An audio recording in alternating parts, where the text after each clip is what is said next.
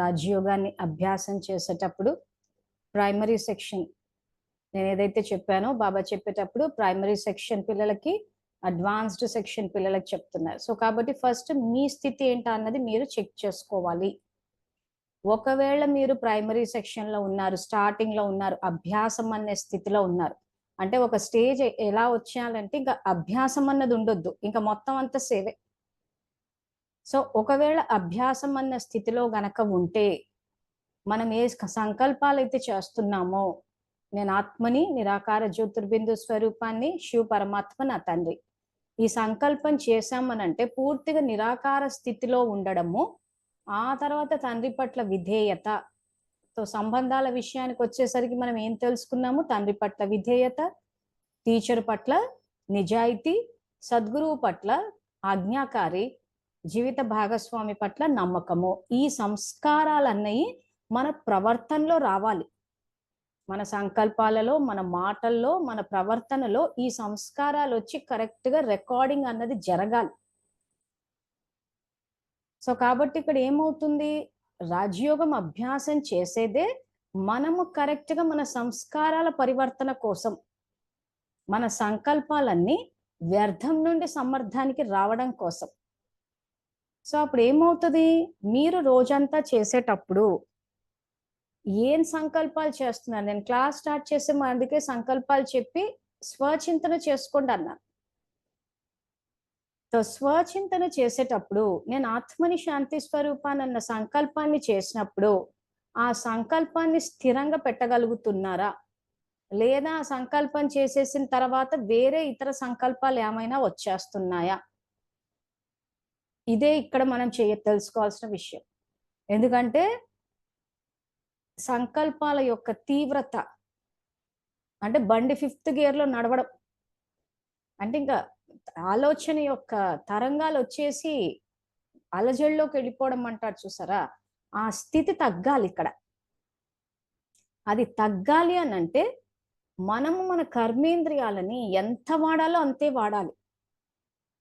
ఆ వాడినప్పుడు ఏమవుతుందంటే మీకు ఆలోచనల యొక్క తీవ్రత తగ్గిపోయినప్పుడు శాంతి అనుభవం అవుతుంది, బుద్ధి స్థిరంగా ఉంటది.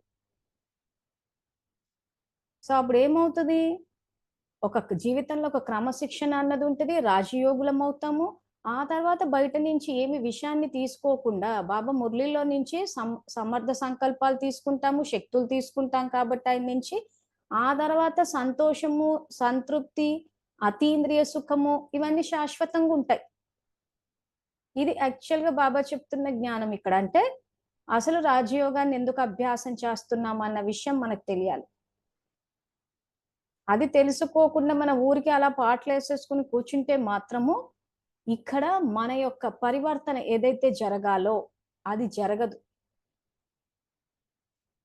మన ప్రాక్టికల్ ఎగ్జాంపుల్స్కే గనక వస్తే మనము భార్య బాధితుల సంఘము వాటి గురించి ఏదైతే కార్మిక్ ఫిలాసఫీ తెలుసుకున్నామో, ఇప్పుడు ఈ రాజయోగాన్ని నేర్చుకుని ఇప్పుడు ఈ తాబేలు ఎగ్జాంపుల్ని ప్రాక్టికల్ లైఫ్లోకి తీసుకొస్తే మనం ఏమనుకున్నాం ఆ రోజు? శారీరకంగా బలంగా ఉన్న మగవాళ్ళు ఎందుకు తమల్ని తాము రక్షించుకోలేకపోయారు అన్న కార్మిక్ ఫిలాసఫీ అక్కడ తెలుసుకున్నాం మనం. ఇప్పుడు రాజయోగం అప్లికేషన్ తెలుసుకుందాం. సో రాజయోగంలో ఇక్కడ ఏం చెప్తున్నాడైనా? కళ్ళ ద్వారా ఎవరిని చూసినా కానీ వాళ్ళ యొక్క స్వధర్మాన్ని చూడమన్నాడు. సో స్వధర్మాన్ని చూసేటప్పుడు సో కళ్ళ ద్వారా ఎవరిని చూసినా స్వధర్మాన్ని చూడాలి అంటే ఎట్లా చూస్తాము? ఇప్పుడు మనము బాబాకి కనెక్ట్ అయ్యి ఆత్మలోకి శక్తి వచ్చి ఏం శక్తులు వచ్చాయి అని చెప్పి దాని మీద అంత తర్కించాల్సిన అవసరం లేదంటున్నాడు ఆయన. ఏదైనా ఈశ్వరీయ శక్తి, అది దైవీ శక్తి. అది పిల్లలకు అర్థం కాకపోవడం వల్ల నేను ఈ రకంగా సంకీర్ణ శక్తి, సర్దుకునే శక్తి, ఆ తర్వాత సహన శక్తి అని ఇలా ఒక్కొక్క శక్తి అని చెప్తూ వెళ్ళాను అన్నారు బాబా. సో ఇప్పుడు ఆ ఎగ్జాంపుల్లో ఈ రాజయోగం ఏంటని తెలుసుకుందాం. సో ఇప్పుడు కళ్ళ ద్వారా ఎవరినైనా చూసినప్పుడు వీళ్ళు అబలలు అంటే బలం లేని వాళ్ళు. సో ఇప్పుడు సబ్జెక్ట్ రాజయోగం వైపు నుంచి అర్థం చేసుకోండి. మనము కర్మ ఫిలాసఫీ వైపు నుంచి అర్థం చేసుకున్నాం. ఏమని? శుభ భావన అంటే స్వధర్మాన్ని చూడకపోవడం వల్ల అబల, బలం లేదు అని అనుకున్నారు కాబట్టి వీళ్ళ ఆత్మలోకి బలం రాలేదు. సో ఇప్పుడు రాజయోగం వైపు నుంచి మళ్ళొకసారి తెలుసుకుంటే, సో ఆ కళ్ళ ద్వారా చూసినప్పుడు వీళ్ళు బలం లేదు అని అనుకున్నప్పుడు ఏమైంది? ఖచ్చితంగా ఆ యొక్క పరధర్మాన్ని చూసినప్పుడు దాన్ని స్వీకరించేశారు. సో ఇక్కడ ఏం చెప్తున్నాడు బాబా? మస్తకంలో మణిని చూడండి కానీ దేహాన్ని కాదు, సర్పాన్ని కాదు అంటున్నారు.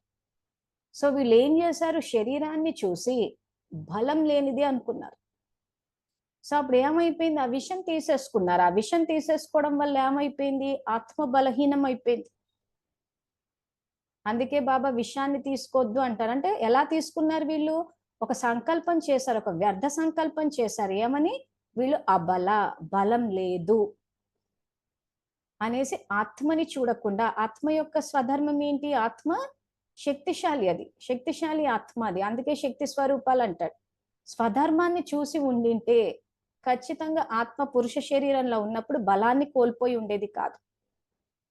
కానీ పరధర్మాన్ని చూశారు, దేహాన్ని చూశారు, దేహంలో బలం లేదు అని అనుకోవడం వల్ల దృష్టి ద్వారా సృష్టి కాబట్టి ఆ బలం లేని పరిస్థితులు వచ్చాయి. సో అందుకే శరీరం సహకరించలేదు, తమల్ని తాము రక్షించుకోలేకపోయారు. ఈ రోజు శరీరం మనకి సహకరించాలి అని అంటే ఆత్మ శక్తిశాలిగా ఉండాలి. సో దృష్టి ద్వారా సృష్టి, ఆ తర్వాత కర్మ ఫిలాసఫీ ఏం చెప్పుకున్నాం మనం? ఏ బీజాన్ని నాటితే అదే ఫలం వస్తుంది. సో ఈ రోజు శరీరాన్ని చూసి వీళ్ళ శరీరంలో బలం లేదు అని అనుకున్నాను అనంటే వర్తమానంలో నేను ఏ బీజాన్ని నాటాను? వ్యర్థ బీజాన్ని నాటాను. సో వ్యర్థ బీజాన్ని నాటితే ఫలం ఏమొస్తుంది? వ్యర్థ ఫలమే. సో బీజాన్ని నాటింది నేనే, సో ఫలాన్ని నేనే ఆస్వాదించాలి కాబట్టి సో ఏం ఫలం వస్తుంది? నా శరీరంలో శక్తి లేకుండా పోతుంది. ఎందుకంటే వాళ్ళ శరీరంలో శక్తి లేదన్న దృష్టికోణంతో చూశాను కాబట్టి. సో నా వర్తమానంలో నేను వ్యర్థ బీజాలు నాటుకున్నాను కాబట్టి వ్యర్థ ఫలాలు వచ్చి ఆ పురుష శరీరంలో ఆత్మ ఉన్నప్పుడు శరీరంలో శక్తి లేకుండా పోయింది. శరీరం సహకరించకపోవడం వల్ల తమల్ని తాము రక్షించుకోలేకపోయారు. సేమ్ ఇదే లాజిక్ ఆత్మ స్త్రీ శరీరంలో ఉన్నప్పుడు కూడా వర్తిస్తుంది. మేము బలహీనులము, అన్నయ్యలకు బలం ఎక్కువ, వాళ్ళు కొడితే తట్టుకోలేము. ఆ కొట్టినప్పుడు చాలా సందర్భాల్లో వీళ్ళు వెళ్ళి కింద పడిపోవడాలు, గోడలకు కొట్టుకోవడము, లేదా జస్ట్ ఒక ఇట్లా చేయితో కొట్టినప్పుడు ఈ చెవికి తగిలినప్పుడు చెవికి దెబ్బ తగలడము, ఈ దవడలు ఇదైపోవడము, ఇలా రకరకాలుగా అక్కడ డ్యామేజ్ జరిగేసరికి ఏమైపోయిందంటే అమ్మో వాళ్ళకి బలం ఎక్కువ, వాళ్ళ బలానికి మనం తట్టుకోలేము, పడిపోతాము అని ముందే ఆ రకంగా వ్యర్థ సంకల్పాలు చేయడం వల్ల వ్యర్థ బీజాలు నాటుకున్నారు. సో ఫలం కూడా వ్యర్థమే వస్తుంది. అలా కాకుండా ఆత్మ అన్న స్థితిలో ఉండి ఈ జ్ఞానాన్ని తెలుసుకుని నేను శక్తి స్వరూపాన్ని, వీళ్ళు నా ఆత్మిక సోదరులు, దివ్యాత్మలు అన్న దృష్టికోణంతో చూసి ఉంటే ఆత్మ స్త్రీ శరీరంలో ఉన్నప్పుడు హింస అన్నది జరగకపోయి ఉండేది. ఒకవేళ గడిచిపోయిన గతంలో ఏమైనా అలాంటి కర్మల ఖాతా ఉన్నా కానీ వర్తమానంలో గనక ఈ శుభ భావన అన్నది గనక వాడితే సో వర్తమానం డామినేట్ అయిపోతుంది. సపోజ్ ఏదన్నా భార్యాభర్తల మధ్య రకంగా ఫిజికల్ గా హింస జరిగేటప్పుడు ఒకవేళ భర్త కొట్టే పరిస్థితే ఉన్నా, ఒకవేళ కర్మ ఉన్నా కానీ సో గడిచిపోయిన గతం యొక్క కర్మ ప్రకారం ఒకవేళ అన్నయ్య హింస చేసేది ఉంది, కొట్టేది ఉన్నా వర్తమానంలో అక్కయ్య గనక శుభ భావనతోటి వర్తమానంలో గనక దైవీ శక్తి వాడి సమర్థ సంకల్పాలు గనక చేస్తే వర్తమానం డామినేట్ అవుతుంది. సో డ్రామా కళ్యాణకారి అని అందుకే అంటాడు బాబా. సో డ్రామాలో వర్తమానంలో మనము వ్యర్థం ఆలోచిస్తామా, సమర్థం ఆలోచిస్తామా అన్నదే పాయింట్ ఇక్కడ. సో అందుకే నేర్పించేటప్పుడు రాజయోగ జ్ఞానంలో ఈ విషయాలన్నీ చెప్పి యోగంలో శక్తి వచ్చిన తర్వాత ఆ శక్తిని ఎలా వాడాలా అని చెప్పారు. సో ఈ శక్తులు ఎలా వాడాలా అన్నది బాబా రివైజ్డ్ కోర్స్ మురళిలో విస్తారంలో చెప్తూ పోయారు. సో ప్రైమరీ స్టేజ్ పిల్లలు ఏంటంటే ఎప్పటికప్పుడు చెక్ చేసుకోవాల్సి వస్తుంది. అడ్వాన్స్డ్ స్టేజ్ పిల్లలకి ఇంకా అది చెక్ చేసుకుంటూ వెళ్తారు కాబట్టి ఇంకా వ్యర్థం అన్నది రాదు. ఇంకా సమర్థమే చేసుకుంటూ పోతారు కాబట్టి ఇంకా ఇతరుల సేవ చేసుకుంటూ పోవచ్చు, యజ్ఞానికి సహయోగం ఇవ్వచ్చు, సంకల్పాలు వాచ కర్మ స్వరూపం ద్వారా అన్ని రకాలుగా సేవ చేసేసుకుంటూ వెళ్ళిపోవచ్చు. తర్వాత ఈ ప్రైమరీ స్టేజ్ పిల్లలు ఏంటంటే ఎప్పటికప్పుడు చెక్ చేసుకోవాలి. అది మీ యొక్క స్థితికి తగ్గట్టు, మీ యొక్క టైం టేబుల్ కి తగ్గట్టు, అంటే మీకున్న టైంని బట్టి ఒక హాఫ్ అన్ అవర్ కి చెక్ చేసుకుంటారా, గంటకి చెక్ చేసుకుంటారా? సో సాధారణంగా ట్రాఫిక్ కంట్రోల్ అని చెప్పి ఒక గంటకు పెట్టుకుంటారు. సో ఆ గంటలో మీరు సైలెన్స్ లో కూర్చుని, అంటే చుట్టుపక్కల సైలెన్స్ కాదు, మీ అంతట మీరు స్వచింతన చేసుకుని ఈ గంట సేపట్లో నేను ఎంత వ్యర్థం చేశాను, ఎంత సమర్థం చేశాను అనేది చెక్ చేసుకోవాలి. ట్రాఫిక్ కంట్రోల్ అంటే దాని అర్థం అదే. అంటే నా సంకల్పాల యొక్క శక్తి, అంటే వ్యర్థం చేస్తున్నానా, సమర్థం చేస్తున్నానా అని చెక్ చేసుకోవాలి. సో అలా చెక్ చేసుకున్నప్పుడు ఏమవుతుందంటే వ్యర్థాన్ని సమర్థంలోకి మార్చగలుగుతాం. అలా మార్చడమే ఇక్కడ మనం చేయాల్సిన అభ్యాసము, మనం చేయాల్సిన పురుషార్థము. సో ఆ చెక్ చేసుకునేటప్పుడు సాధనాలని ఆధారంగా తీసుకొని చెయ్యొద్దు. బాబానే చెప్పారు ట్రాఫిక్ కంట్రోల్ వేసుకోమని అంటే నాకు వ్యర్థం వచ్చిందా, సమర్థం వచ్చిందా అని చెక్ చేసుకునేటప్పుడు పక్క నుంచి పాటలు వస్తూ ఉంటే ఎట్లా చెక్ చేస్తారు? సో ఒకసారి ఒక దగ్గరికి వెళ్ళినప్పుడు ఇదే విషయం మీద విస్తారంగా ఎక్స్ప్లెయిన్ చేస్తే మధురమైన పిల్లలు ఏం చేశారంటే, నేను ఇంతసేపు క్లాస్ చేసిన దానికి ముందు వెనక అంతా తీసేసి మంజులక్కే ట్రాఫిక్ కంట్రోల్ వాడొద్దన్నది. ఈ ఒకే పాయింట్ని బయటికి తీసుకెళ్ళిపోయారు. ముందేం చెప్పాను, దాని వెనకేం చెప్పాను అన్నది కూడా చూడాలి కదా. సో ఈ రోజు 3 నుంచి 4కి క్లాస్ నడుస్తుందంటే ఈ 3 నుంచి 4 ట్రాఫిక్ కంట్రోల్ వాడొద్దని చెప్పానా, లేకపోతే సమర్థం చెక్ చేసుకోండి, వ్యర్థం చెక్ చేసుకోండి, రాజయోగము శక్తులను ఇంత విస్తారంగా చెప్పానా? అది ఎందుకు విద్యార్థుల్లో అంత తపన వచ్చేస్తుందో నాకైతే అర్థమే కాదు. ముందుది తీసేస్తారు, వెనకది తీసేస్తారు. మంజులక్కయ్య అమృతవేళ చెయ్యొద్దంటది, మంజులక్కయ్య ఇది ట్రాఫిక్ కంట్రోల్ వాడొద్దంటది. అంటే ఇక ముందు వెనక ఏం ఉండదా? ఇంక ఇది సరిపోలేదని చెప్పేసి ఇంకా వెళ్ళిపోయి అక్కయ్యలకి చెప్పడము, ఇంకా వాళ్ళు మంజులక్కయ్య జ్ఞానం వినకండి వేరే మార్గాల్లోకి వెళ్ళిపోతారు. ఇదో స్టాండర్డ్ డైలాగ్ అయిపోయింది. సో చెప్పదలుచుకుంది ఏంటంటే, మేము ఏదైనా వీడియోలు రికార్డ్ చేసినప్పుడు కాస్త ముందు వెనక మొత్తం అంతా వినండి. ఇప్పుడు కూడా నేను చెప్పాను, నాకు ఆల్రెడీ గతంలో ఈ అనుభవం జరిగింది మధురమైన పిల్లలతోటి. అప్పుడు ఇలాగే చెప్పాను. అప్పుడే ఆ రోజుల్లోనే ఆ 8-9 సంవత్సరాల క్రితమే చెప్పాను, అమ్మ మన రాజయోగం నేర్పిస్తుంది వ్యర్థాన్ని ఆపి సమర్థంగా పరివర్తన చేసుకోవడానికి. మీరు గంటకి చెక్ చేసుకోవాలి. బుద్ధిలో ట్రాఫిక్ జామ్ అయిపోయినప్పుడు హెవీ అయిపోతుంది తల. సో ఆ ట్రాఫిక్ జామ్ అన్నదే జరగకుండా సంకల్పాలు ఎంత నిదానంగా, ఎంత శ్రేష్టంగా చెయ్యాలి అనంటే, మీ స్మృతి యాత్ర, మీ ఆధ్యాత్మిక ఆ యాత్ర అన్నది అతీంద్రియ సుఖంతో, సంతుష్టతతోటి, సంతోషంతో, ఉత్సాహ ఉల్లాసాలతోటి గడపాలి మీరు ఈ సంగమయుగి జీవితం అన్న ఆ ఉద్దేశంతో ఇంత చెప్పాల్సి వచ్చింది. అంతేగాని మొత్తం అంతా కొట్టేసి మంజులక్క ఇలా చెప్పింది అని అంటే నష్టం ఎవరికంటాను నేను. ఈరోజు మంజులక్క అమృతవేళ చెయ్యొద్దని చెప్పారని చెప్పేసి అలా మాట్లాడారు. నేను ఎప్పుడు చెప్పలేదు, రుజువులు చూపించమంటే చూపించరు. సో ఈ రోజు కూడా ట్రాఫిక్ కంట్రోల్ అన్నది మీ సంకల్పాల ట్రాఫిక్ ని కంట్రోల్ చేయమంటున్నాడు, చెక్ చేసుకోమంటున్నాడు. ఇప్పుడు కూడా వెనక ముందు చెప్పారు. సో ఈ రకంగా చెప్పని వాటిని తీసుకెళ్లి ప్రచారం చేస్తే నష్టం ఎవరికి? నేనేమైనా ఆగేది ఉందా? ఇప్పుడు ఈ సంకల్పాల గురించి ఎప్పుడో కొన్నేళ్ల నుంచి చెప్పుకుంటూ వస్తున్నాం. సో ముందు వెనకంతా వదిలేసి ఈ జ్ఞానం చెప్పగానే వెంటనే కంపారిజన్. అసలు నిజంగా చెప్పాలంటే ఈ రాజయోగంలో అసలు ఎక్కడా బ్రహ్మకుమారిల మాట తీయకుండానే చెప్పేస్తాం. ట్రాఫిక్ కంట్రోల్ అన్న పదం వినగానే అటు వెళ్ళిపోతున్నారు అందరూ. అంటే వాళ్లే కదా చెప్పింది ట్రాఫిక్ కంట్రోల్ అని. ఇదే వ్యర్థం అంటే. అండర్స్టాండింగ్ కోసం చెప్తున్నాను. బాబా జ్ఞానాన్ని జ్ఞానంగా ఉన్నది ఉన్నట్టు చదివి అర్థం చేసుకోండి, సింపుల్ గా అయిపోతుంది. మీరు వాళ్ళు వీళ్ళు అని ఆలోచించినంత సేపు బుద్ధి భ్రమిస్తూనే ఉంటది, ప్రశ్నలు వస్తూనే ఉంటది, ఇంకా మీరు అడిగినంతసేపు మేము చెప్పాల్సే వస్తూ ఉంటది. అందుకే ఫైనల్ గా భక్త ప్రహ్లాద సినిమా వేసాను. ఒక్కసారి మీ అందరికి క్లారిటీ వచ్చేసిందంటే ఇంకా అట్లీస్ట్ అప్పుడన్నా శివబాబాని నమ్ముతారేమో అని. ఎందుకంటే ఎక్కడ ఆయన పట్ల నమ్మకం కనిపించట్లేదు. శిక్షకుని రూపంలో ఆ నిజాయితీ, సద్గురువు రూపంలో ఆజ్ఞాకారులై ఉండాలి. ఇంకా ఆయన ఫలానా శక్తిని ఈ రకంగా వాడండి అంటే ఇంక అంతే, ఇంక అంతకు మించి ఆ హద్దు దాటి ఆ మర్యాద అన్న గీతం దాటొద్దు ఇంకా. ఆ రకంగా చేస్తేనే పురుషార్థంలో విహంగ మార్గంలో వెళ్ళిపోవచ్చు. సో ఈ రోజు మేము ఎందుకు ఇంత ఫాస్ట్ గా వెళ్ళాము అని అంటే ఆ రకంగా మేము చేసుకుంటూ వెళ్ళాం కాబట్టి జ్ఞానాన్ని జ్ఞానంగా అర్థం చేసుకుంటూ వెళ్ళాం. సో జ్ఞానం అర్థం చేసుకోవడం చాలా సులువు, మాకు చెప్పడమే చాలా టఫ్.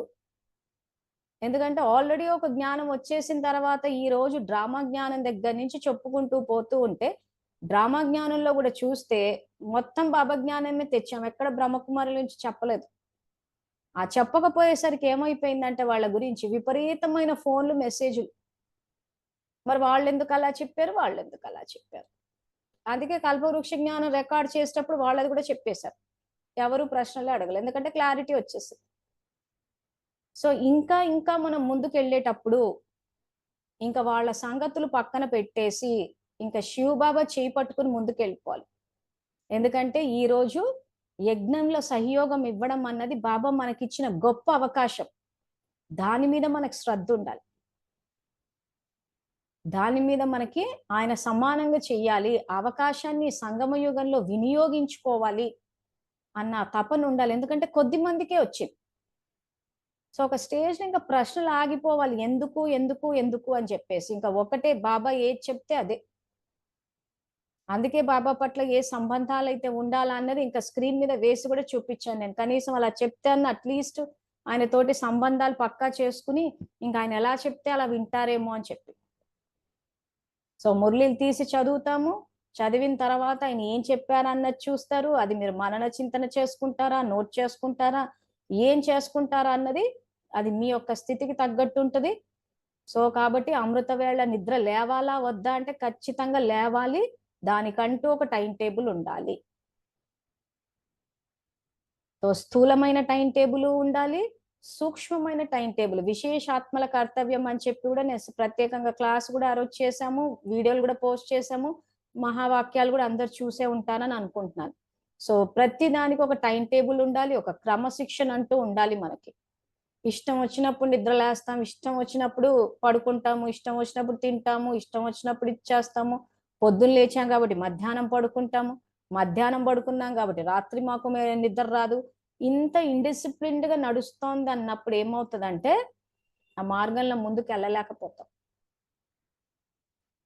ఇది ఈ సంగమ యుగంలో ఎక్స్పీరియన్స్ చేసి చూడాల్సిన మార్గం నిజంగా. అది చెయ్యాలే గాని నిజంగా ఎంతో ఆనందం అనిపిస్తుంది. ఎందుకంటే ద్వాపరం సత్యుగం నుంచి వ్యక్తులతోనే జీవిస్తూ వచ్చాం.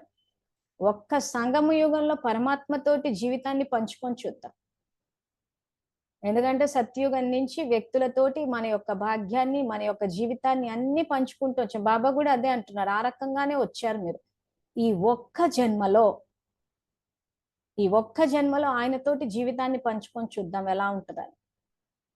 ఇప్పుడు గనక ఆయనతోటి ఆ జీవితాన్ని పంచుకుని ఆయనతోటే కలిసి జీవిస్తే కల్పమంతా ఆయన మనకు తోడుంటారు, అటువంటి క్వాలిటీస్ ఉన్న ఆత్మలు ఉంటారు.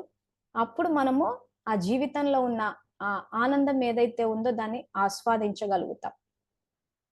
కాబట్టి ఈ అష్టశక్తులు ఏవైతే ఈ సంకీర్ణ శక్తి అని చెప్తున్నామో ఇంచుమించు అన్ని శక్తులు ఇంటర్ రిలేటెడ్. అంటే ఇది సపరేట్ శక్తి, అది సపరేట్ శక్తి అని అనుకోవడానికి లేదు. అందుకే నేను మళ్ళీ రిపీట్ చేస్తున్నాను, బాబా ఏం చెప్పారంటే ఇది ఈశ్వరీయ శక్తి. మీరు ఎప్పుడైతే నాకు కనెక్ట్ అవుతారో మీ ఆత్మలోకి శక్తి వస్తుంది. దైవీ శక్తి, అది ఆత్మిక శక్తి, ఈశ్వరీయ శక్తి. అంతేగాని ఆ శక్తిలో మళ్ళీ డివిజన్స్ అంటూ ఉండవు. ఆ శక్తికి ఇది ఆ శక్తిలో కొంచెం సంకీర్ణ శక్తి ఉంటుంది, కొంచెం సహన శక్తి ఉంటుంది, ఇది ఉంటుంది అది ఉంటుందని ఇటువంటి డివిజన్స్ ఉండవు అందులో. ఏదైనా ఇంచుమించు ఒకటికొకటి రిలేటెడ్, అది అర్థం కావడం కోసం చెప్పారు. ఉదాహరణకి పరిశీలన శక్తినే తీసుకుందాం. పరిశీలన శక్తి మురళి ఏదైతుందో 4 పేజీల టోటల్ 8 పేజీలు మనం విస్తారంగా రాత్రి చెప్పుకున్నాం. ఆ మురళి డేట్ 16th October 1969 పరిశీలన శక్తి గురించి ఏదైతే మనము చదువుకున్నామో. సో అందులో బాబా ఏం చెప్పారు, మీ పరిశీలన శక్తి పెరగాలి అని అంటే నేను ఈశ్వరీయ సేవ కోసమై ఈ భూమిపై అవతరించిన అవ్యక్త ఫరిష్ట అన్న ఈ సంకల్పం ఇచ్చారు. తర్వాత మస్తకంలో మణిని చూడండి, సర్పాన్ని కాదు అన్నారు. సో ఇప్పుడు ఈ వాక్యాలని యుక్తిని గనక మనము పరిశీలించి చూస్తే మళ్ళీ బాబా చెప్పిన సంకీర్ణ శక్తి తాబేలు దగ్గరికి వచ్చింది. సో ఇక్కడ ఏమవుతుంది, నేను అంటే బ్రాహ్మణ జన్మలో నేను ఈశ్వరీయ సేవ కోసమని అవతరించాను అని ఎందుకు అనమంటున్నాడైనా, డిటాచ్ అవ్వడానికి, అంటే మన పరిశీలన శక్తి పనిచేయడానికి పైనుంచి కిందకి దిగమని చెప్తున్నాడు.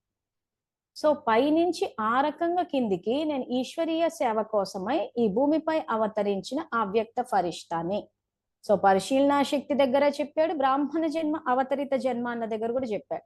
సో ఆ రకంగా మీరు పైనుంచి కిందికి దిగినప్పుడు ఏమవుద్దంటే డిటాచ్ అయి ఉంటాయి.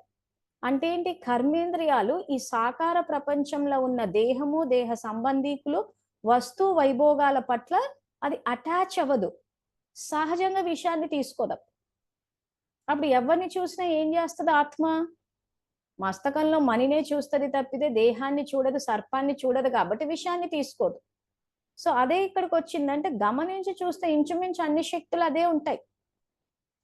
సర్దుకునే శక్తిని చూస్తే ఏమంటున్నాడు, వ్యర్థ సంకల్పాలను బెడ్డింగ్ ని తీసేయండి అంటున్నాడు. మళ్ళీ అక్కడ అదే చెప్తున్నాడు, అదే పాయింట్, వ్యర్థ సంకల్పాలు తీసేయండి అని చెప్పేసి. అమ్మ శ్వేత, మీరు తింటున్నప్పుడు చేసేటప్పుడు కాస్త కెమెరా ఆఫ్ చేసుకోండి అమ్మా, ఎందుకంటే క్లాస్ నడుస్తోంది, టైం పాస్ కాదు. సో మీరు అంతా అయిపోయి ఎప్పుడైతే మీరు అలర్ట్ గా క్లాసులు వింటారో అప్పుడు కెమెరా ఆన్ చేయండి, ఓకేనా. సో ఇక్కడ సర్దుకునే శక్తి అని అంటే బాబా వ్యర్థ సంకల్పాలన్న బెడ్డింగ్ తీసేసి దాన్ని ఫోల్డ్ చేసేయండి అంటున్నారు. మీరు తినాలంటే తినండి, నాకేం అభ్యంతరం లేదు, కానీ కెమెరా ఆఫ్ చేసుకొని తినండి, ఎందుకంటే మీకు ఆరోగ్యం చూసుకోవాలి కాబట్టి. స్వాతి, కెమెరా ఆఫ్ చేసుకుని మీరు కంఫర్టబుల్ గా కూర్చోండి, ఎందుకంటే కెమెరా ఆన్ చేసినప్పుడు కూర్చోవడము, పడుకోవడం ఇవన్నీ పద్ధతి ప్రకారం ఉండాల్సి వస్తుంది. సో అందుకే మీ కంఫర్ట్ కోసం ఆఫ్ చేసేసేయండి, ఎందుకంటే ఇబ్బంది పడాల్సి వస్తుంది కెమెరాలు అందరు చూస్తున్నారు కదా అని చెప్పేసి. ఓకేనా, ఆఫ్ చేసేసేయండి, ఆఫ్ చేసేసి వినండి, ఓకే. సో ఇక్కడ సమర్థ సంఘ విషయానికి వచ్చేసరికి, సర్దుకునే విషయానికి వచ్చేసరికి సమర్థ సంకల్పాలన్న బెడ్డింగ్ ని బాబా ఫోల్డ్ చేసేయండి అంటాడు. అంటే ఎక్కడికి వచ్చింది సబ్జెక్ట్, మళ్ళీ వ్యర్థ సంకల్పాలకే వచ్చింది. అంటే వ్యర్థ సంకల్పాలన్నీ చేసేసి ఇంకా ఆ బెడ్డింగ్ వేసుకొని పడుకునేసామంటాడు. సో దీనికి సంబంధించి బాబా ఇంకా ఇక్కడ మళ్ళీ కుంభకర్ణుని తీసుకొస్తాడు. ఇప్పుడు ఇంత మనం చెప్పుకుంటుంది రామాయణ మహాకావ్యాన్ని ఆధారంగా తీసుకుని బాబా జ్ఞానాన్ని చెప్పుకుంటున్నాం ఇక్కడ. సో ఈ కుంభకర్ణులు ఏం చేస్తారంటే ఈ వ్యర్థ సంకల్పాలన్న బెడ్డింగ్ వేసుకొని పడుకుంటారంట. మనం ఏదైతే బ్రాహ్మణుల గురించి చెప్పుకుంటున్నామో 15th April 1992 మురళి, అది పూర్తిగా చదవండి, అందులో ఉంది పాయింట్, చదివితే నవ్వు కూడా వస్తుంది. సో ఈ కుంభకర్ణులంతా ఏంటంటే ఆ వ్యర్థ సంకల్పాలన్న డన్లో బెడ్ వేసుకొని పడుకునేస్తారు, ఎందుకంటే కంఫర్ట్. ఏమనంటే ఇంకా వినాశనం అవ్వలేదు కదా, బాబా ఎప్పటి నుంచో చెప్తున్నాడు వినాశనం అవుతుంది అని చెప్పి. నెక్స్ట్ ఇయర్ దీపావళి, అక్కడ అంతలో మనం ఏవైతే డైలాగులు చెప్తామో అవే రాశాడు, అవే చెప్పాడు బాబా కూడా. సో ఈ రకంగా కుంభకర్ణులు ఏం చేస్తారంటే ఎప్పుడు చూసినా గానీ ఇంకా వినాశనం ఎప్పుడవుతుంది, ఇంకా అవలేదు కదా, అవనప్పుడు ఇంకా ఇప్పుడు అంత తొందర ఏముంది, అసలు ఎప్పుడు జరుగుతుంది అని చెప్పి పురుషార్థం మీద, శక్తుల మీద ఫోకస్ పెట్టేది పోయి వినాశనం మీద పెడతారు. ఆయన సింపుల్ గా అకస్మాత్తు ఎవరు రెడీ అన్న పదాలు వాడిన తర్వాత ఇంకా మనం మళ్ళీ ఆ ప్రశ్నలు అడుగుతున్నామంటే ఖచ్చితంగా మనలో కుంభకర్ణుడు లక్షణాలు ఉన్నాయని అర్థం. అంటే అజ్ఞానం అన్న నిద్ర నుంచి మేల్కోలేదు, అజ్ఞానం ఎక్కువైపోవడం వల్ల ఏమైపోయిందంటే వినాశనం ఎప్పుడు వస్తుందని ఎదురు చూస్తూ ఉన్నారు. తండ్రి చెప్పేశాడు వినాశనం జరుగుతుంది స్థూలంగా సూక్ష్మంగా, అంటే ఇంకా మనం నమ్మాల్సిందే. సో నమ్మటం లేదు అని అంటే ఎప్పుడు వస్తుంది, ఎందుకు వస్తుంది అని చెప్పి ప్రశ్నలు అడుగుతున్నామంటే సంబంధాల్లో లోపం ఉన్నట్టే. సో అందుకే ఆయన ఏమంటున్నాడు, సంబంధాలు స్థిరంగా ఉన్నాయా తెగిపోతున్నాయా అని అడిగాడు. సో ఏమైపోతుంది, తెగిపోతున్నాయి, నమ్మకం లేదు, ఆజ్ఞాకారి ఇది లేదు, అవన్నీ వినాశనం గురించి మీరు ఆలోచిస్తూ పోతున్నారంటే నేను బాబా ఏమన్నంటే వినాశనం ఎప్పుడవుతుందా అని ఆలోచిస్తున్నారంటే నేను రావడం మీకు ఇష్టం లేదా అన్నాడు. అసలు ఆ మాట వింటేనే ఎంత బాధ అనిపిస్తుంది. అంటే వినాశనం ఎందుకు అవ్వాలనుకుంటున్నాము, అది అయిపోతే ఇంకా ఆయన వెళ్ళిపోతాడు, ఇంక ఇదంతా ఉండదు అన్నట్టు. సంతోషించాల్సిన విషయం కదా, ఈ రోజు ఆయన వచ్చారు, ఆయన సాంగత్యంలో జీవించే యుగం అయినప్పుడు అది వినాశనం ఎప్పుడు జరుగుతుందంటే దాని అర్థం ఏంటి, ఇంకా బాబా నువ్వు ఎప్పుడు వెళ్ళిపోతావు. అందుకే ఆయన ఆ ప్రశ్న అడిగాడు, నేను రావడం మీకు ఇష్టం లేదా, నేను ఉండడం మీకు ఇష్టం లేదా అని. సో ఆ ప్రశ్నలు ఆయన అడిగినప్పుడు మనం ఆలోచించాలి, ఆయన ఎందుకు ఆ రకంగా నేను ఉండడం ఇష్టం లేదా అని అడుగుతున్నారని. అంటే నచ్చటం లేదు మధురమైన పిల్లలకి, ఎప్పుడు వినాశనం అయిపోతుంది ఎప్పుడు, ఎందుకంటే వినాశనం అయిపోతే నేను వెళ్ళిపోతానని అని అంటున్నాడు. అంటే తండ్రి పట్ల ప్రేమ లేదు, గౌరవం లేదు, నమ్మకం లేదు. ఆయన చెప్తున్నాడు వినాశనం జరుగుతుంది, మీరు రెడీ అవ్వండి. సో బ్రహ్మబాబా ఏ రకంగా అయితే రెడీ అయ్యి వెళ్ళిపోయారో ఆ రకంగా మీరు కూడా రెడీ అయిపోయి కర్మాతీతానికి వెళ్ళిపోండి. ఎవరు వద్దంటున్నారు? అది కూడా పద్ధతి పెట్టాడు కదా ఆయన, మీరు అవ్వాలంటే ఇప్పుడే అవ్వచ్చు అని చెప్పేసి. సో స్థూలంగా అవుతుందా లేదా అన్నది అది బాబా చూసుకుంటాడు, మనం చూసుకోమని చెప్పలేదు కదా. సో అందుకే మురళి చదివేటప్పుడు, ప్రశ్నలు చదివేటప్పుడు జాగ్రత్తగా చదవాలి, ఆయన ఏమంటారు, ఆయన అభిప్రాయాలు తెలుస్తాయి మనకి. సో ఆ రకంగా ఎప్పుడు చూసినా కానీ బయటికే చూస్తూ, ఆ బయట చూడడం వల్లనే ఈ రకంగా ఆలోచిస్తూ ఉన్నాం మనం, వ్యర్థం ఎక్కువైపోతోంది. సో అందుకే కుంభకర్ణుడు ఏం చేశాడు, సర్లే ఎప్పుడు అవుతుందో ఏమో, ఎప్పుడు చూసినా వినాశనం అంటారు, ఎవరు సమాధానం చెప్పరు, ఏమన్నంటే ఇప్పుడైపోయింది అంటారు, అప్పుడైపోతుంది అంటారు అని చెప్పి లోకాన్నంతా తప్పు పట్టేస్తున్నారు. వాళ్ళు తప్పు చెప్పారు, వీళ్ళు తప్పు చెప్పారు, వీళ్ళు అసలు చెప్పటమే లేదు, అసలు అందరిని అడగమని ఎక్కడ చెప్పాడు ఆయన. సో ఈ ప్రశ్నలు అడిగే వాళ్ళు అవతలోళ్ళని విసుక్కునేస్తున్నారు, ఏం చెప్పటం లేదని. అసలు ప్రశ్న అడగమని ఎక్కడ చెప్పాడు ఆయన, మీరు రెడీ అవ్వండి అని చెప్పాడు. సో ఇలాంటి ప్రశ్నలు వస్తున్నాయి, ఈ రకంగా ప్రవర్తిస్తున్నారంటే మీలో ఖచ్చితంగా కుంభకర్ణుడు లక్షణాలు ఉన్నట్టే. సో కుంభకర్ణుడు యుద్ధంలో ఓడిపోయినట్టు చూపించారు. సో ఆ రకంగా మనం వినాశనం గురించి ఆలోచిస్తున్నాం అని అంటే ఓడిపోతాం. శ్రద్ధ చదువు మీద పెట్టాలి. సో ప్రతి ఇయర్ బాబా 36 వచ్చాడంటే 2036కి అయిపోతుందా, ఇది 2024 అంటే ఇంకా 12 సంవత్సరాలు ఉందా, ఎంతకాలం నడుస్తుంది, ఈ క్యాలిక్యులేషన్స్ ఎక్కువైపోయాయి. సో ఏ క్యాలిక్యులేషన్స్ ఉండాలి మన దగ్గర, నేను ఇప్పటివరకు ఎంత పుణ్యం ఖాతా జమ చేసుకున్నాను, పాపం ఎంతవరకు వినాశనం అయింది, ఈ క్యాలిక్యులేషన్స్, మీ లెక్కాచారాలు అంటాడు ఆయన భాషలో, ఈ క్యాలిక్యులేషన్స్ అవసరం మనకి. ఈ క్యాలిక్యులేషన్స్ పెట్టుకుంటే ఏమవుతుందంటే మొత్తం పుణ్యం ఖాతాతో వెళ్తాం, మొత్తం పాపం సమాప్తి చేసుకుని శిక్షలు లేకుండా. ఇది పక్కన ఇక్కడ పెట్టేసి అక్కడేం జరుగుతుందా, ఎప్పుడు అవుతుంది అని అంటే ఇంకా కుంభకర్ణుడు అయిపోయా. సో ఇంకెంత చెప్పినా వీళ్ళకి, అందుకే చెప్పాను అమృత వేళ అంటే ముఖ్యంగా అజ్ఞానం అన్న నిద్ర నుంచి లేవాలి. స్థూల నిద్ర నుంచి లేచి పాటలు వేసేసుకుని పొద్దంతా వ్యర్థం చేసేసుకుని అందరిలోని సర్పాన్ని చూసి విషయాన్ని తీసేసుకుని ఫైనల్ గా జీవితం అంటేనే విసిగెత్తిపోయి రోగాలతోటి సంబంధాలు, అప్పులు, రకరకాల రచ్చలన్నీ పెట్టేసుకుని ఇంకా అది తట్టుకోలేక వినాశనం ఎప్పుడైతుంది. ఎందుకంటే వినాశనం అయిపోతే ఇంకా అబ్బా వెళ్ళిపోవచ్చు, ఈ ప్రపంచం నుంచి దరిద్రం వదిలిపోతుంది అన్న టైప్ లో మాట్లాడుతున్నారు. ఎందుకు, వ్యర్థం తీసుకోవట్లేదు కాబట్టి, సరి అయిన పద్ధతిలో బాబా చెప్పిన పద్ధతిలో చేయటం లేదు కాబట్టి. సో ఇలాంటి వాళ్ళందరినీ బాబా చూపించేటప్పుడు అక్కడ కుంభకర్ణుడిగా చూపించాడు రామాయణంలో, ఇక్కడ అష్టశక్తుల్లో చూపించేటప్పుడు సర్దుకునే శక్తిలో చూపించాడు. సో ఏ శక్తిని చూసినా కానీ అది గనక కరెక్ట్ గా మనలో ఉందా అనుకుని బుద్ధిని స్థిరంగా పెట్టి వ్యర్థాన్ని ఆపి సమర్థంగా చెయ్యండి అన్నదే ఓవరాల్ కోర్ సబ్జెక్ట్ అని చెప్పేది. అంతకు మించి వేలేనే లేదు. సింపుల్ గా కర్మేంద్రియాలను జయించారా అంటున్నాడు, స్వరాజ్యాధికారులు అయ్యారా. సో బయట చూస్తున్నాము, బయట చూస్తే అంత అలాగే ఉంది. తర్వాత చెవుల ద్వారా వింటున్నాము, 1936 అంటే 2036 అంటే ఇది 2024 అంట. ఆ పుస్తకాలు చూస్తేనేమో ఇంత ఉంది, ఇప్పుడు చదవడమా. ఇవన్నీ ఏంటంటే it's all complicated and messy. ఇంత ఆలోచించాక ఫైనల్ గా ఏమవుతుంది, నిద్ర వస్తుంది, స్థూల నిద్ర వస్తుంది. ఇన్ని ప్రశ్నలు అడిగాడమంటే ఖచ్చితంగా అజ్ఞానం అన్న నిద్రలో ఉన్నామనే అర్థం. సో ఇదంతా అయిపోయిన తర్వాత అప్పుడు కుంభకర్ణుడు ఏం చేస్తాడంటే ఫైనల్ గా అప్పుడు వస్తాడు, ఎప్పుడు ఇంకా వచ్చేసి ఇంకా ఫైనల్ గా అది వినాశనం అయ్యే, ఎట్లాగో బాబా చెప్పాడు అంతిమంలో వికారాలన్నీ విజృంభిస్తాయి అని చెప్పి. సో ఈ రకంగా సోమర్థనంతో నిద్రపోయే వాళ్ళు, ఇంద్రజిత్తు, ఇంద్రియాలు, వీళ్ళంతా అంతిమంలో అప్పుడు లేచి కూర్చుంటారు. అందుకే అంతిమంలో విజృంభిస్తాయని చెప్తాడు. ఎందుకంటే అప్పుడు లేస్తారనమాట. అప్పుడు లేచి హడావుడి చేసేస్తారు. కానీ అప్పటికే అయిపోతది. ఇంకా ఇప్పుడు అర్థం కాని సబ్జెక్ట్ అప్పుడు అర్థం అవుతదా? ఆ తర్వాత ఆ యుద్ధం జరిగినట్టు చూపిచ్చారంటే, ఆ మాయతోటి జరిగినప్పుడు ఆ పరమాత్మ యొక్క శక్తితోటి మొత్తం అంతా పోతారు.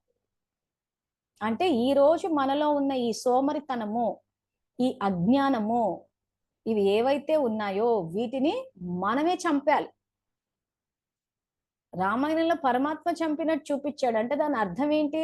ఆ సమయం అన్నది తీసేస్తది. సమయం తీసేస్తే బాధాకరంగా ఉంటది. సో అందుకే భగవద్గీతలో ఏం చెప్పారు? యుద్ధమున మరణించినచో వీరస్వర్గము, జయించినచో రాజ్యాన్ని భోగించదు అన్నాడు.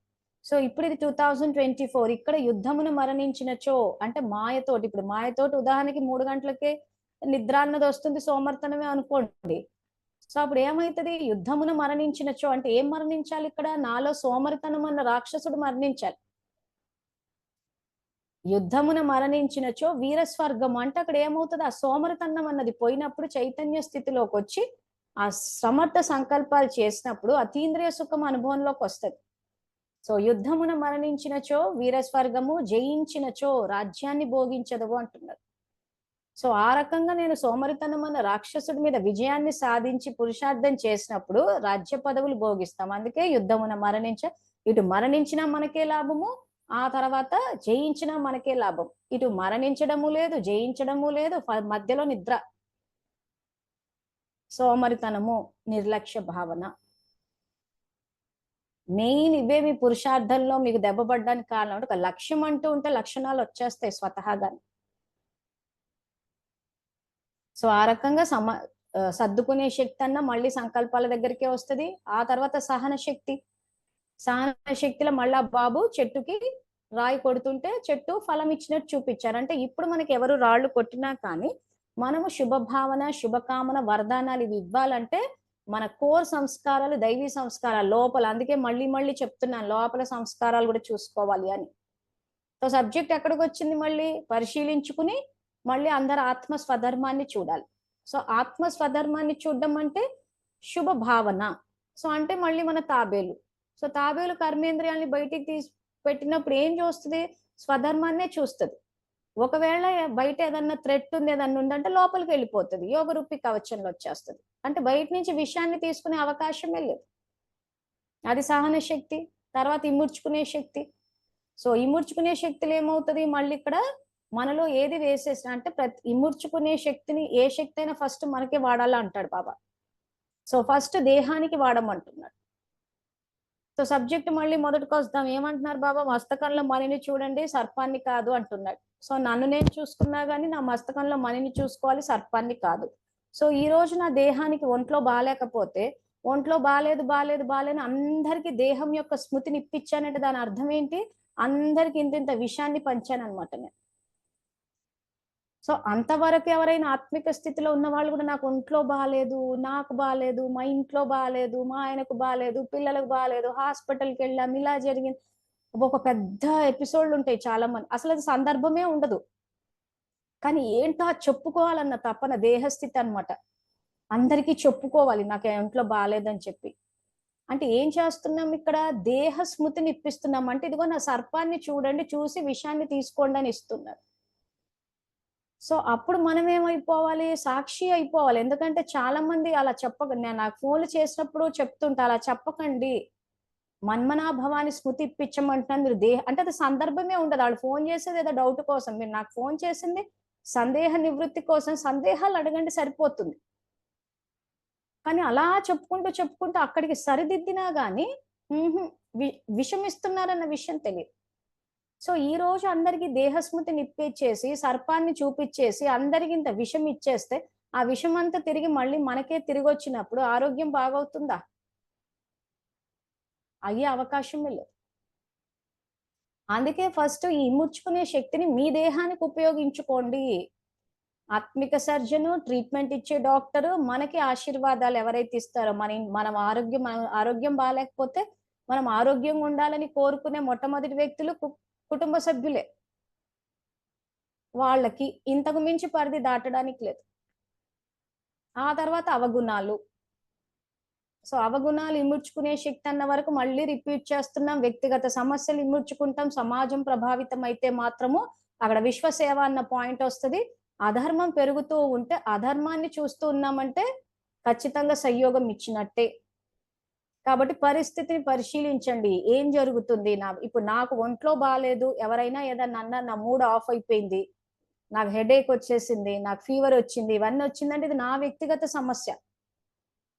సమాజం ప్రభావితమయ్యే సమస్య కాదు. నేను బలహీనంగా ఉన్నాను కాబట్టి ఇన్ని సమస్యలు వచ్చాయి. నాకు నేను ఇముడ్చుకుని సర్దిద్దుకోవాలి. సమాజం ప్రభావితం అవుతుందంటే నోరిప్పాలి. సో ఇది ఇముడ్చుకునే శక్తి, తర్వాత పరిశీలన శక్తి చెప్పాను కదా. పైనుంచి కిందికి దిగితే పరిశీలన శక్తి పెరుగుతుంది. పరిశీలన శక్తి పెరిగినప్పుడు సమర్థం వాడాలన్నా వ్యర్థం సంకల్పం చెయ్యాలా అనేది సహజంగా మీకే తెలిసిపోతుంది.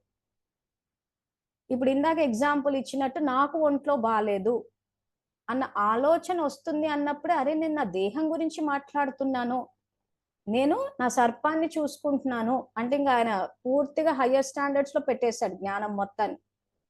సో ఎవరికైనా మనం దేహం చెప్తున్నామంటే ఓహో వాళ్ళకి విషం ఇస్తున్నానని సహజంగా ఆత్మ ఇండికేషన్ వేస్తుంది మీకు. అది వేస్తుంది, ఆ రకంగా చేస్తుంది అని మీకు తెలియాలి కాబట్టే బాబా మురళిలో విస్తారంగా చెప్తూ పోయాడు అష్టశక్తుల గురించి. అందుకే ఇప్పుడు చదువు యొక్క రూపం, చదువు యొక్క పాయింట్స్ నడవదంటాడు ఆయన, ఎందుకంటే అక్కడ కవర్ చేయలేదు వాళ్ళు కాబట్టి. సో ఇప్పుడు రివైజ్డ్ కోర్స్ మురళి చదివితే ఇందులో మొత్తం కవర్ చేసేసాడు. సో ఆ రకంగా మీరు అలా చెప్పాలి అని అనుకున్నప్పుడు, దేహం గురించి మాట్లాడాలి అనుకున్నప్పుడు ఆత్మ ఇండికేషన్ వేసేస్తుంది. ఏమని వేస్తుంది? నేను ఆత్మని ఈశ్వరీయ సేవ కోసమై అవతరించినప్పుడు, నేను సేవ కోసం అవతరించినప్పుడు అందరికి విషయాన్ని ఎట్లా ఇస్తాను? సేవ కోసం అవతరించిన వాళ్ళు ఏమి ఇవ్వాలి? అందరికీ అమృతాన్ని ఇవ్వాలి. అమృతం అంటే ఏంటి? జ్ఞానము, శక్తులు, ఖజానాలు ఏవైతే ఉన్నాయో అవి ఇస్తూ పోవాలి. సో ఈ సంకల్పాన్ని అభ్యాసం చేసినప్పుడు ఏమైపోతుందంటే, మనం విషయాన్ని ఇచ్చేటప్పుడు స్వతహాగా ఆత్మ ఇండికేషన్ వేస్తూ పోతుంది. ఎందుకు వేస్తుంది అది? మీరు అభ్యాసం చేసేటప్పుడు ఆ సంకల్పాన్ని బుద్ధిలో కూర్చోబెట్టారు కాబట్టి. సో అందుకే చెప్పాను, చెక్ చేసుకోండి మీరు ప్రైమరీ స్టేజ్ లో ఉన్నారా, అడ్వాన్స్ స్టేజ్ లో ఉన్నారా. సో ప్రైమరీ స్టేజ్ లో ఉన్నప్పుడు అభ్యాసం చెయ్యాల్సిందే. సో అది అమృత వేళ లేసి చేస్తారా, మీ పనులు అయిపోయాక చేస్తారా, మీకు వీలైనప్పుడు చేస్తారా, ఎప్పుడు చేస్తారో తెలియదు కానీ చెయ్యాలి. చేసి ప్రతి సంకల్పాన్ని బుద్ధిలో కూర్చోబెట్టాలంటే జ్ఞాన రత్నాలని బుద్ధిలో కూర్చోబెట్టుకున్నప్పుడు, ఎప్పుడైతే మీరు ఒకరికి మీ దేహం గురించి ఒకరితోటి మాట్లాడాల్సి వచ్చినప్పుడు, మీరు ఆలోచించాల్సి వచ్చినప్పుడు బుద్ధిలో ఏమనుంది? నేను ఈశ్వరీయ సేవ కోసం అవతరించాలన్న సంకల్పాన్ని మీరు బుద్ధిలో కూర్చోబెట్టారు కాబట్టి ఆత్మ ఇండికేషన్ వేసి ఫ్లాష్ చేస్తుంది.